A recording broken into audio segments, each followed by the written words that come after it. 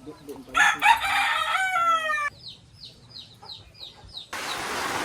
ang lakas ng ulan. Grabe yung ulan mga kababayan. At yung bahay na pinapagawa natin ay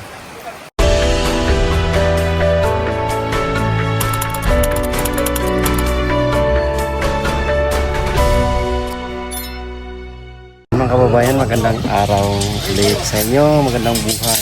Ayan, nakabisita po tayo dito sa pinagawa nating bahay para sa ating mga magulang.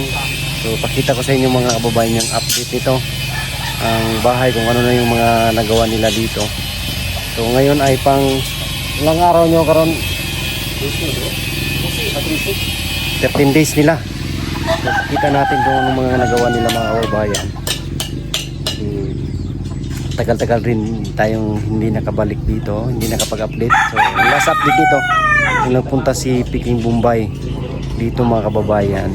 So napakita niya. So ngayon naman nag-okasyon na ako pumunta rito. So nagpaalam ako kay Sir Paul.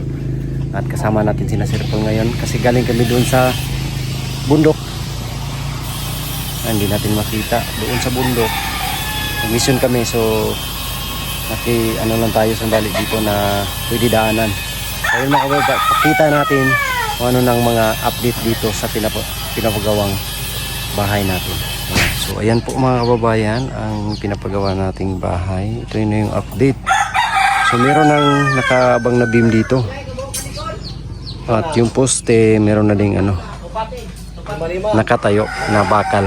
Yung sa ilalim, yan, isabay na po yan. Pagbuhos dito mga kababayan, sabay na po yan dyan. Halimbawa ito, yan, wala pang buhos. So nasa baba pa yung buhos. So pagbuhos dito, sabay na po yan doon. Ito na po yung kanyang itsura. So dito makikita natin na pinalabas yung bakal kasi dyan i-attach yung mga dito, yung mga biga na bakal. Ayan, tapos pinalagyan ko ng support sa unang poste para matibay talaga siya mga kababayan. So dito pakita natin ang itsura dito sa gilid.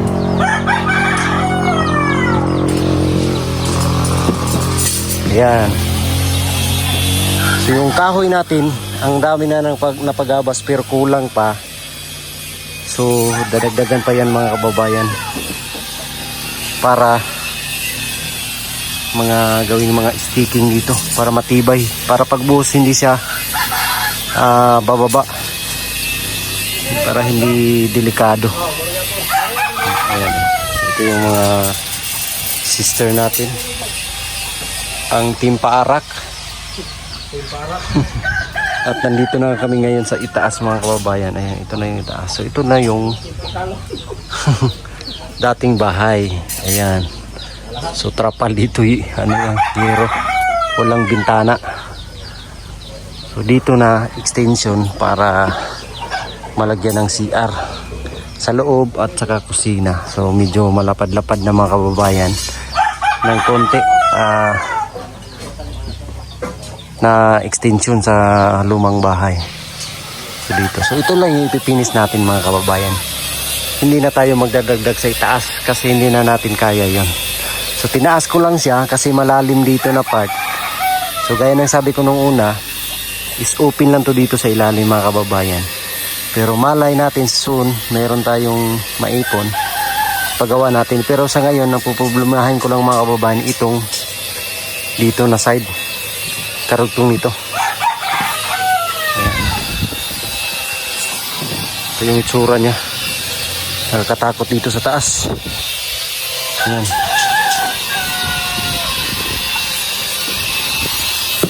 Dito sa gilid, dito yung itsura. Doon yung daanan. So dito dinugtungan natin. Ayan, dito yung dugtong. Tapos dito naman yung view natin makikita. Ayan, yung mga kabundukan. So putuloy natin yung na yan sa gabal para makita natin yung mga magandang tanawin dito. So ito na yun mga kababayan. Kung patag lang sana to, is forma na sana. Pero ano malalim. Napakalalim yan dyan, Kaya kailangan natin magpusti ng taas. Kailangan siya iangat talaga. Ang daming kahoy na nagamit. Kita natin, pusti dyan, ikakabit yung mga bakal. Ganyan po yan dyan mga kababayan. Ganyan. Yung bakal para matibay talaga siya. Yung tsura ng natin papagawa. So nagdagdagan lang siya ng konti. Dito tayo na lakihan sa gasto sa kahoy saka sa buho sa ilalim. Kung patag lang sana siya is yung puste na yan diretso na sana yan sa bahay, kaso hindi, malalim. Sige. Ayan. Dito, napakalapit ng poste. Ayan. So, baba tayo mga kababayan para mapakita natin doon. Meron nakaabang na na beam. Ayan. Ito yung style niya, sa paglagay ng stirrup. So, dito, dikit-dikit. Ayan pa. Kasi dito yung persa mga kababayan sa gitna, alam masyado yan. So dito talaga yung persa. Kaya dikit-dikit, tapos sa gitna may clearance, tapos doon dikit-dikit naman. Same din na pustihan po mga kababayan. Ito lalagyan pa yan nandyan. Isisiparit pa yan dito. So ganyan yung itsura niya.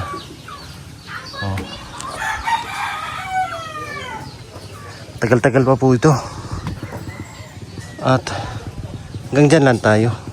Pag poste, bubungan na natin kasi di natin kaya yung niyan. Pag magdagdag pa tayo sa taas, hindi na. Ito lang yung ipinis natin. Tara, sa baba tayo. Ito naman yung itsura sa baba. Yan, dami pang mga bakal doon. Mga gamit yan. Mga stirrup. Yung itsura niya dito mga kababayan, puno ng kahoy. Ayan.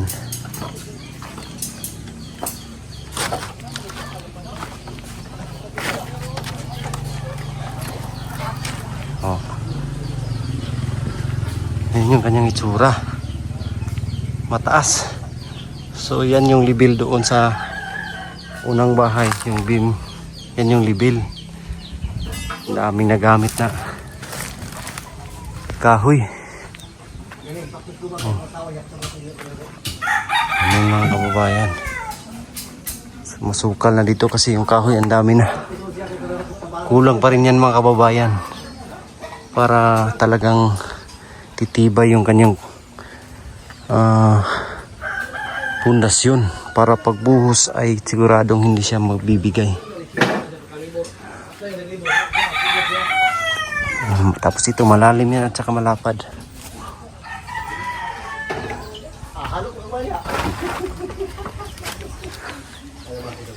Yung itsura, yung update. Tapos dito nilagyan ng support yung unang poste. Yan, may support siya. Kasi just in case meron siyang suporta sa bigat doon sa itaas na ipapatong.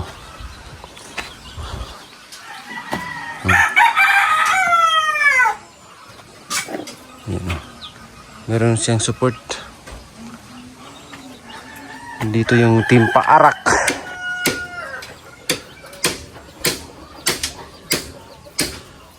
Kauitin mo ito. Pinabit.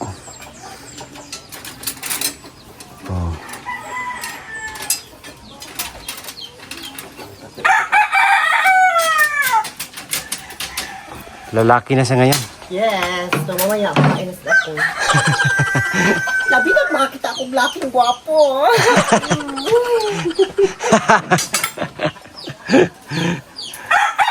Ang saya siguro pag nakasabay ito sa grupo ba? Yes.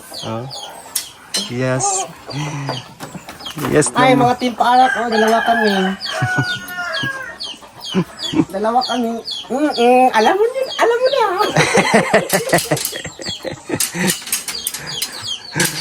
Paarak.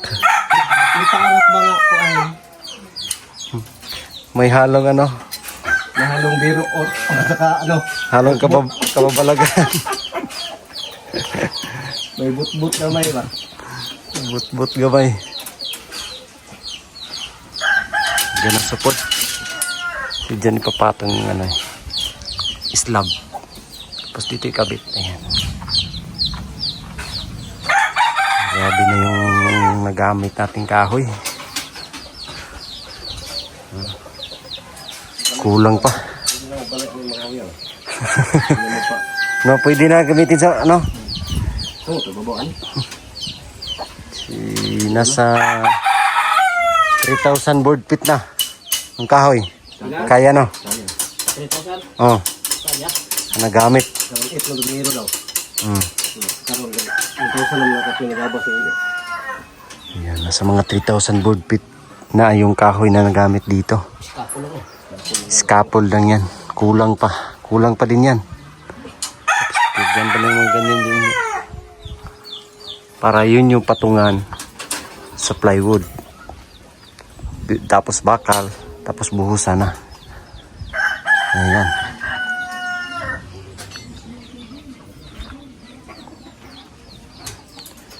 Team Paarak.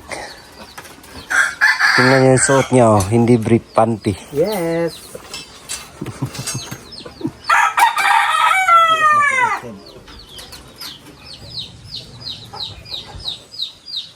Okay, dire man na itong sala. Anak dito. Open na. Open.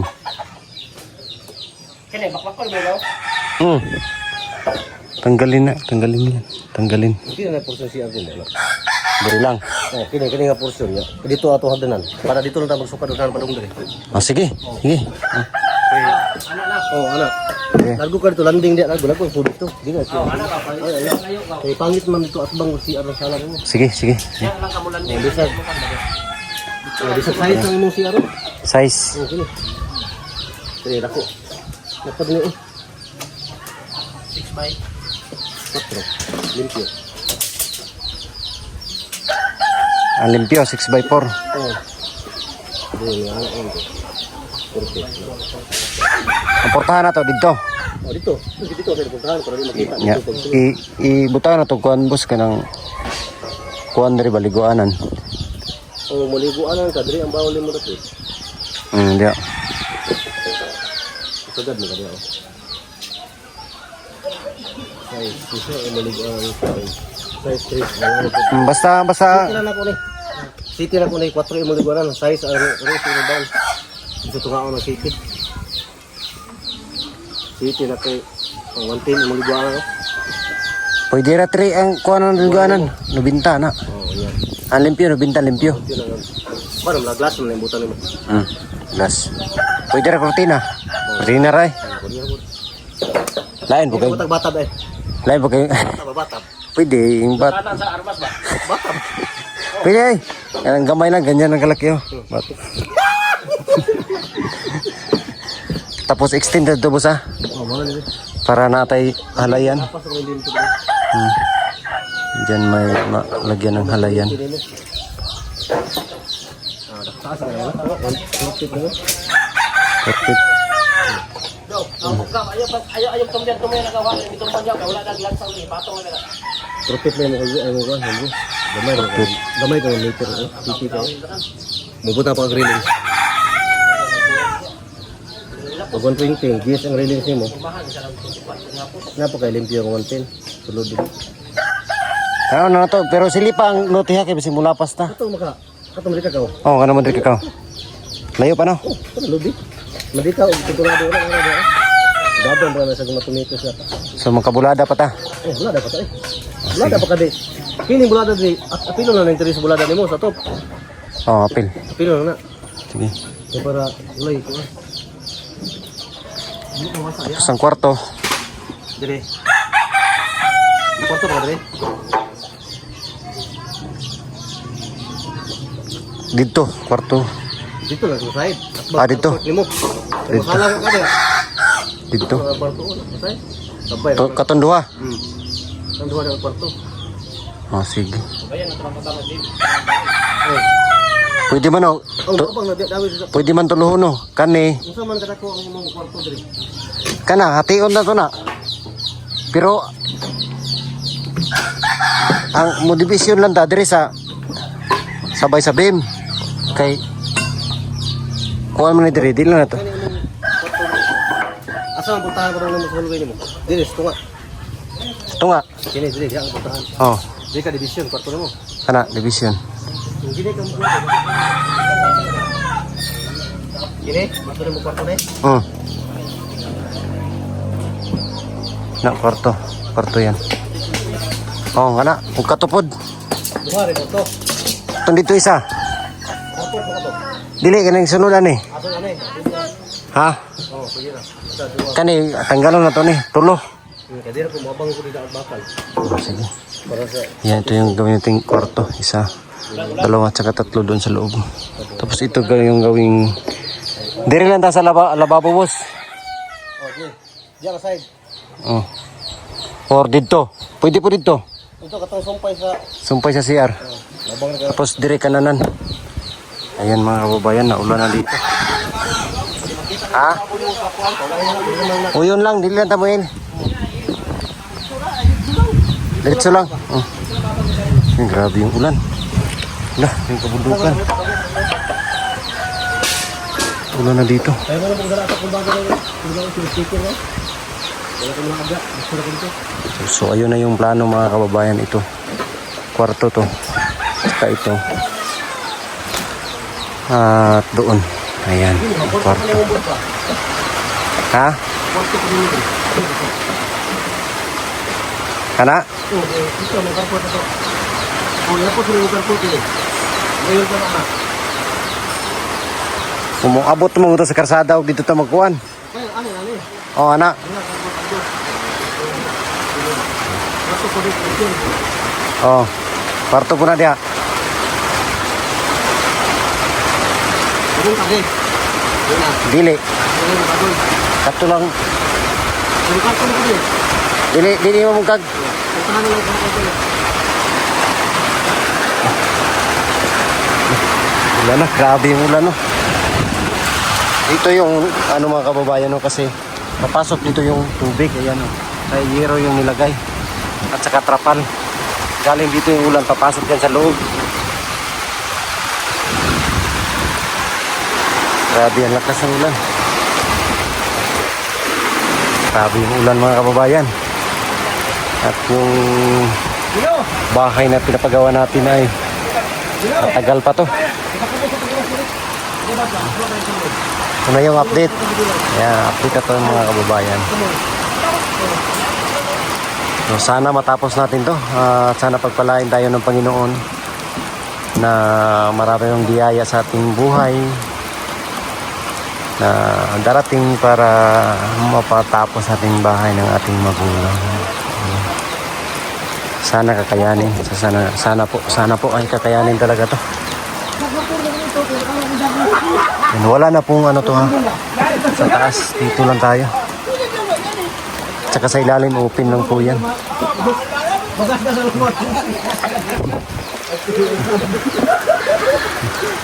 Buti at laking pasalamat ko talaga sa mga pinsan ko kasi tinulungan talaga ako dito.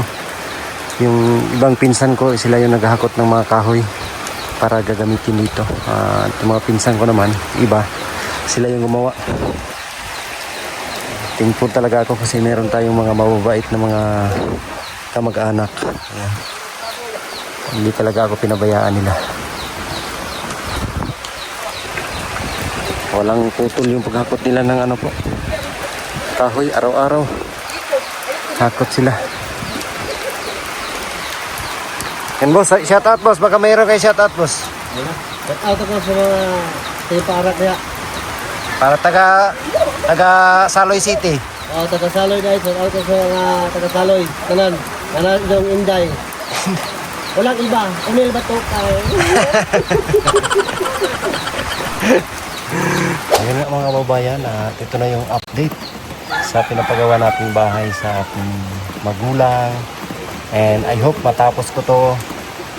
And sana nga mga kababayan na sana ay kakayanin to. Pero kung hindi, ay talagang mangungutang tayo kay Sir Paul. At sa mga charity viewers, ayan, maraming salamat po sa inyong lahat mga kababayan. Sana ay patuloy niyong suportahan ang buong Pugong Biyahero Team, ang Luzon, ang Visayas at sa Mindanao. Suportahan niyo rin po ako, ating munting channel. Tayo po yung katuwang ni Sir Paul sa pagmimisyon sa araw-araw, sa pag-akyat ng mga kabundukan, sa pagpunta ng iba't ibang lugar. Tayo po yung katuwang, siyempre kasama sila namin yung mga kababayan. Kami po yung katuwang ni Sir Paul. Tayo rin yung piloto sa TV team. At salamat po sa mga siyempre kayo dito. Thank you. Nakasuporta rin sa atin mga kababayan si Titin Bunday. At sa lahat ng team, yan, kina PBE, Panday, ayan po. Salamat po talaga mga kababayan sa inyong walang sawang suporta at pagmamahal. Lalong-lalo na po sa akin. Maraming salamat po. God bless po sa lahat. We love you all. Bye-bye.